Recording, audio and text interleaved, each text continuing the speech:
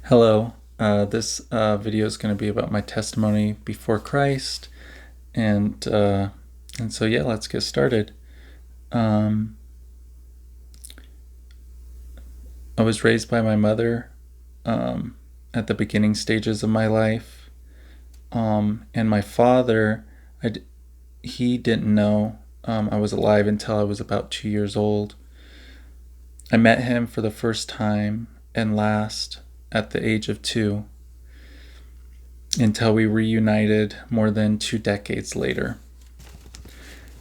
My mother got into a relationship with which brought forth my brother into the world when I was 4 years old.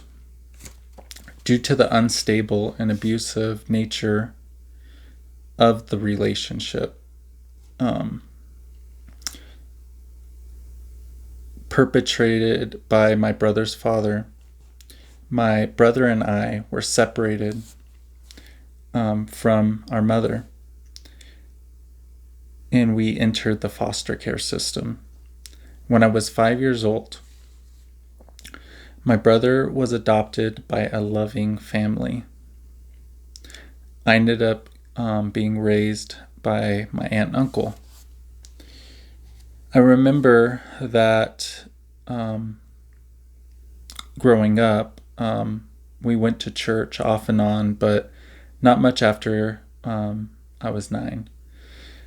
I remember that I was invited to go to a church by some sixth grade friends at the time in school, in middle school.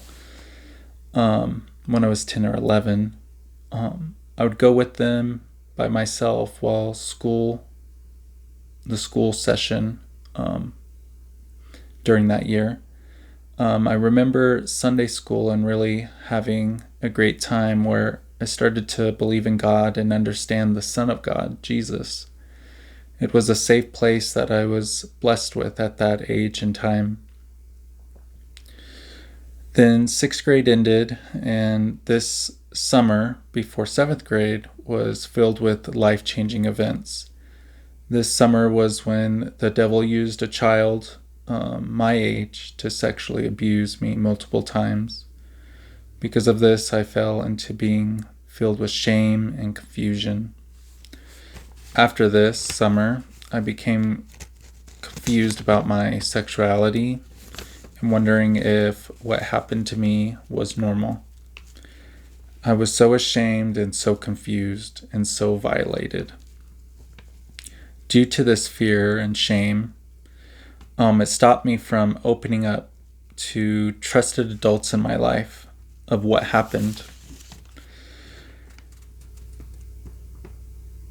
Seventh grade is when I was noticing after the sexual abuse, I began to see the same sex attractive when the year prior I didn't. I felt so confused and lost. My classmates in seventh grade noticed this as well and labeled me homosexual. I began being bullied by the same friends that were the ones that invited me to church the year prior. I was told by these friends that God did not love me, that He wished I killed myself.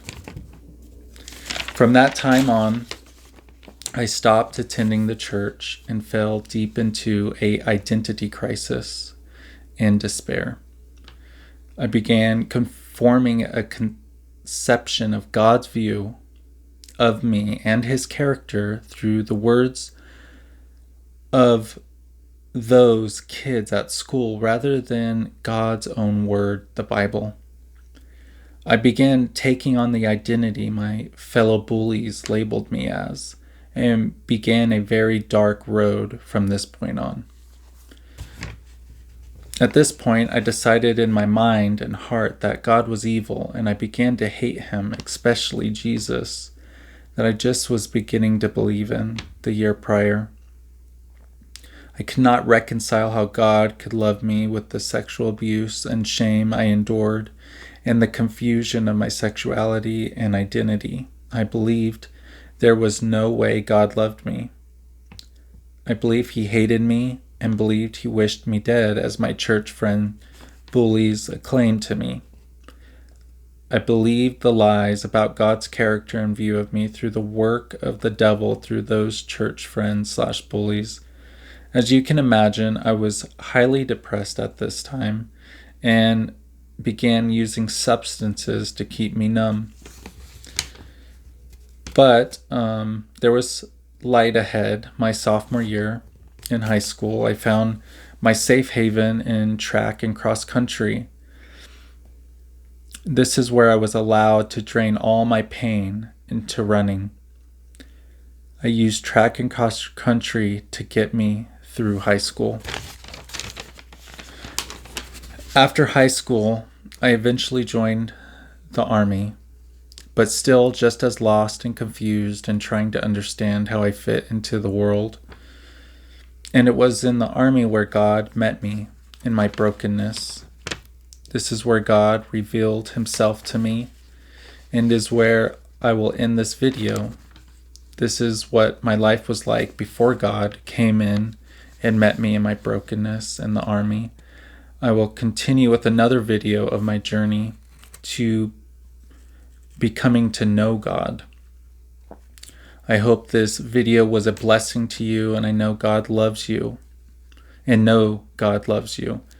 seeks a relationship with you right where you are now, in this very moment, in all your brokenness.